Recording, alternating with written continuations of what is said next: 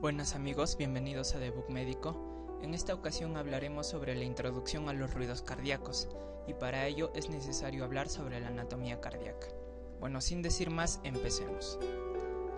Al hablar de la anatomía del corazón es necesario hablar sobre las 4 válvulas cardíacas. En ese sentido vamos a hablar de las válvulas auriculoventriculares y las válvulas semilunares. Por su parte, las válvulas auriculoventriculares están conformadas por la válvula mitral, también denominada válvula bicúspide por la presencia de 2 valvas, y la válvula tricúspide por la presencia de 3 valvas. En cuanto a las válvulas semilunares, tenemos a la válvula aórtica y a la válvula pulmonar. Así, durante la sístole, las válvulas auriculoventriculares, es decir, la válvula mitral y la válvula tricúspide, van a permanecer cerradas, mientras que las válvulas semilunares, es decir, la válvula pulmonar y la válvula aórtica, van a estar abiertas.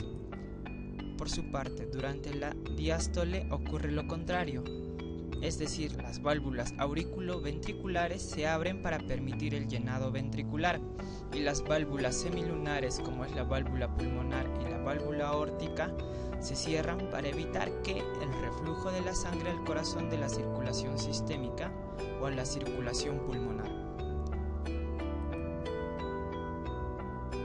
En ese sentido, en las personas normales, las válvulas realizan estas funciones correctamente. Sin embargo, en la enfermedad, las anomalías más comunes de estas válvulas son la estenosis y la insuficiencia y una combinación de ambas. Por su parte, la estenosis es el estrechamiento de las válvulas, mientras que la insuficiencia va a ser la imposibilidad de cierre completo, lo cual va a provocar reflujo o pérdidas, también denominada regurgitación. Así como podemos observar en la imagen de la derecha, la cual muestro con el puntero, en este caso, la estenosis que mencionaba como una patología de las válvulas semilunares, en este caso, van a causar soplos sistólicos.